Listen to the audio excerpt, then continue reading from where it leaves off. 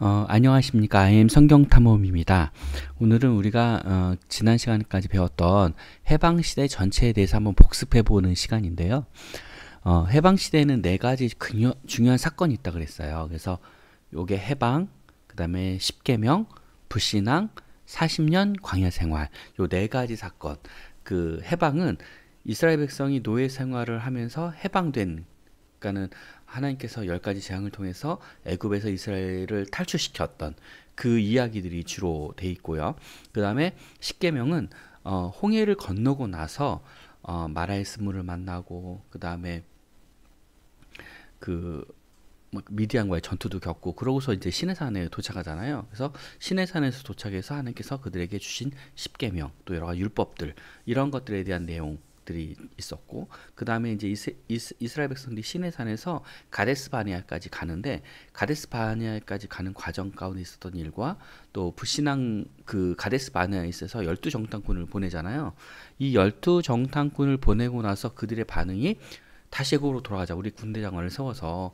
그러면서 이제는 하나님에 대한 불신앙들이 크게 달았던 사건이죠. 하나님이 진노하셔서 그들을 죽이려고 하니까 이 모세가 중간에서 하나님 이스라엘 백성들을 죽이시면 안 된다고 그들을 위해서 중보하잖아요. 그래서 하나님이 어떤 벌을 내리시냐면 40일 동안 그 가나안을 점탕을 했는데 하루를 1년을 쳐서 40년을 광야 생활을 하게 만들죠.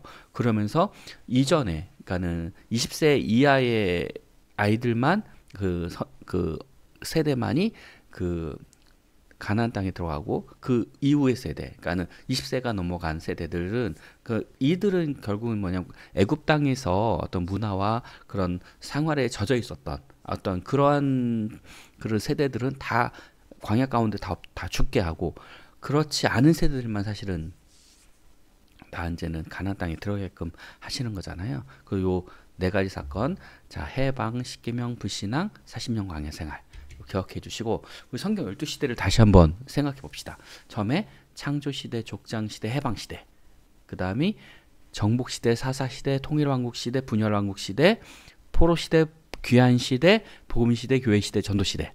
예, 한번 여러분 계속 써보시고, 뭐 억지로 안 외우셔도 돼요. 억지로 안 외우셔도 되니까 이걸 자꾸 반복하면서 서서히 이렇게 기억해 주시면 좋을 것 같습니다. 자, 우리가 이제 오늘 이렇게 복습을 하면서 전체 이 홍해를 건너고 나서부터 이 요단강 동편, 그러니까 지금 느보산이 있는 요단강 동편까지 가는 그 여정을 전체적으로 한번 우리가 복습을 해봤으면 좋겠는데요. 이 지도에 계속 봤던 지도잖아요. 그래서 람셋에서 떠나 그 비하 히롯에 도착해서 여기서 이쪽으로 이제 홍해를 가르고, 그 다음에 처음 만난 곳이 마라의 쓴물이잖아요. 그래서 이제는 이 과정을 잠깐 보면, 자, 홍해를 건넌 이스라엘 백성은 단을 쌓고 하나님을 찬양을 해요. 그래서 일단 홍해에서 시내산까지만 일단 정리를 보면, 그래서 미리암이 속을 치면서 찬양하는 내용이 이제 출애굽기 14장에 나오거든요. 그리고서 그들이 처음 만난 게 이 마라의 쓴물이잖아요. 이게 출애굽기 15장 22절로 25절인데, 한 가지를 꺾어서 그 마라의 쓴물에 던지니까 이게 단물로 바뀌는 역사가 일어나죠. 여기서 또 이스라엘 백성들 하나님의 능력을 또 경험을 해요. 불평을 했잖아요. 왜 물이 쓰냐고 이렇게 불평하면서 우리를 여기까지 왜 인도했냐고 이렇게 불평할 때 한 가지를 들어서 그 말에 던지니까 이게 단물로 바꾸는 놀라운 역사를 보여주시는 이 장면을 통해서 또 하나님께서 내가 하나님이야 이걸 또 보여주시는 그런 일들이 일어나죠. 그리고 엘림에서 쉬게 하세요. 그러니까 그 다음에, 그래서 거긴 12샘과 70종려가 있는데, 이스라엘 백성이 그동안 어떻게 보면 홍해를 건너고 광야를 쭉 건너오면서 쉴 시간이 없었는지 몰라서 하나님께서 이들에게 좀 쉬는 시간을 이렇게 주셨던 것 같아요. 그리고 나서 만나와 메추라기를 주시죠. 음식이 없어서 불평하던 그들에게 만나와 메추라기로 그들을 먹이세요. 출애굽기 16장에. 그리고 나서 이제는 반석에 물도 또 없잖아요. 샘이 없으니까. 그래서 반석에서 또 물이 나오게 하시잖아요. 출애굽기 17장에 또 나오죠. 그리고 나서 아말렉과의 전쟁이 일어납니다. 그러니까 그때 어떤 전쟁이냐면, 아말렉과의 전쟁에서 모세의 팔이 이렇게 올라가면 이기고 모세의 팔이 내려오면 지는. 물론 이때 선봉에 섰던 게 여호수아잖아요. 그리고 나서 이제 두 번째로 우리가 시내산에서 가데스 바냐에까지 갔던 여정들을 좀 살펴보면, 이거 그때 뭐 했었던 복습이라고 보시면 돼요. 백성들이 불평을 만나에 대한 불평을 해요. 그러니까 지형에 이제 불을 내려서 이제 벌하시고 또 이제 70이네. 그러니까 장로 이드로가 얘기를 하잖아요. 너 혼자 다 이거를 백성들을 관리하는 게 시간도 너무 알리고 재판하는 게 너무 힘들다. 오래 걸린다. 그러니까는 장로를 세워서 그래서 이제 천부장, 백부장, 십부장 이렇게 세우잖아요. 그러면서 열 지파에서 뽑아서 장로를 세우잖아요. 70인 장로를 세우고 이런 시스템, 어떤 국가의 시스템을 조금씩 도입하게 되죠. 세 번째가 매출하기를 내리시고 벌도 내리셔요. 그러니까는 뭐냐면 매출하기 불평을 하니까 이스라엘 백성들의 매출하기를 내리시면서 그들이 그것을 먹을 때 이렇게 죽게 하는, 그러니까 목에 넘어가기도 전에 죽는 백성들의 어떤 탐욕과 욕심을 이렇게 벌하시는 하나님을 또 우리가 보게 되고, 또 미리암이 이제는 이 모세가 구스 여인과 이렇게 결혼을 하거든요. 그 미리암이 그 자기 모세 리더를 이제 비난해요. 그러니까 하나님이 미리암을 벌하세요. 문둥병을 내리시는데 모세가 하나님께 기도함으로써 이 문둥병이 또 낫거든요. 그래서 하나님께서 용서해 주신 거죠, 미리암을.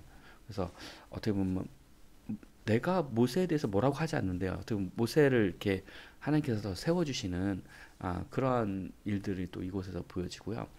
이제 사실은 이제 이게 제일 중요한 사건이 가데스 바네의 사건이에요. 그래서 가나안 땅에 각 지파에서 한 명씩 12명을 보냈는데 그들 10명이 악평을 하고 한 명만이 우리가 하나님을 의지해서 우리가 그 땅을 정복할 수 있다라고 얘기하지만 이 백성들은 밤새도록 통곡하면서 애굽으로 돌아갈 장관을 세우자고 해요. 모세를 버리고.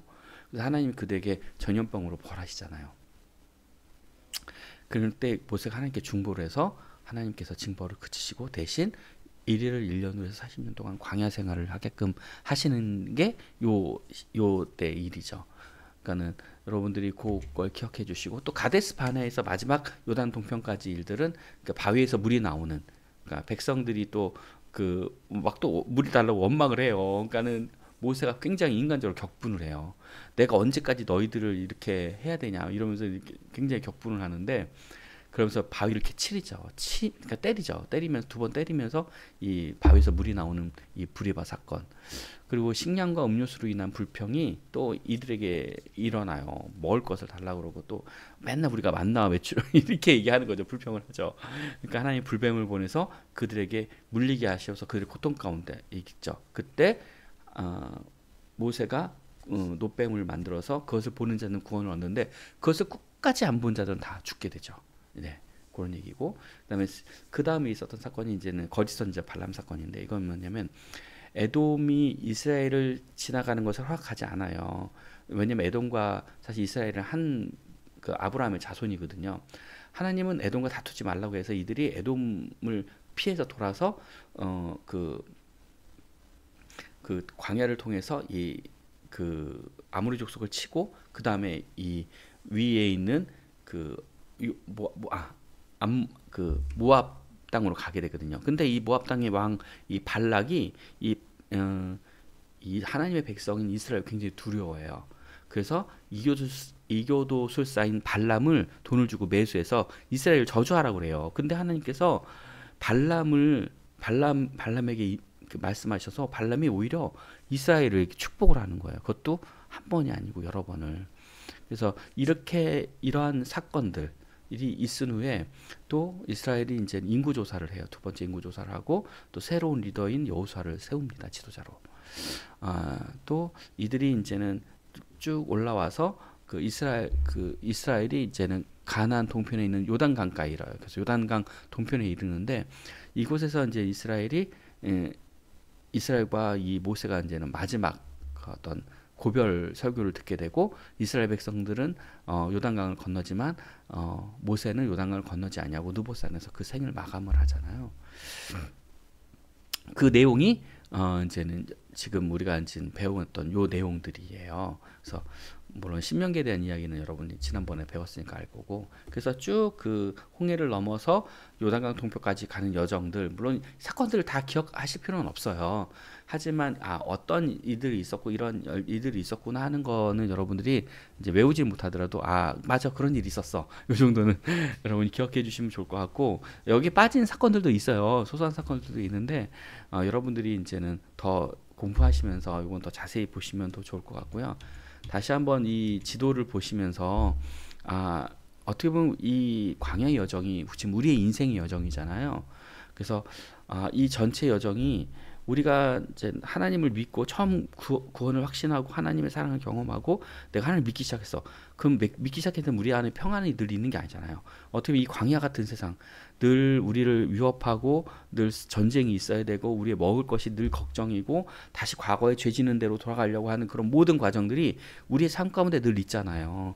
그렇기 때문에 우리의 인생을 광야에 비유하는 것이고 우리가 다시 하나님께서 우리에게 약속하신 그 가나안 땅, 그 약속의 땅, 하나님께서 우리에게 주시고자 하는 천국까지 갈 때까지 우리가 어떻게 보면 이 광야 생활에서 훈련되어지고 연단되어져서 하나님 나라에 가야 되는 거잖아요. 그래서 이 모든 사건들을 통해서 여러분 새로운 소망을 가지시고 힘을 얻으시고 다시 승리하는 저 여러분 되었으면 좋겠습니다. 감사합니다. 오늘 여기까지 전체 해방 시대를 복습했습니다. 우리 다음 시간에는 새로운 시대인 정복 시대에 대해서 함께 배워보도록 하겠습니다. 감사합니다. 오늘 이것으로 마치겠습니다.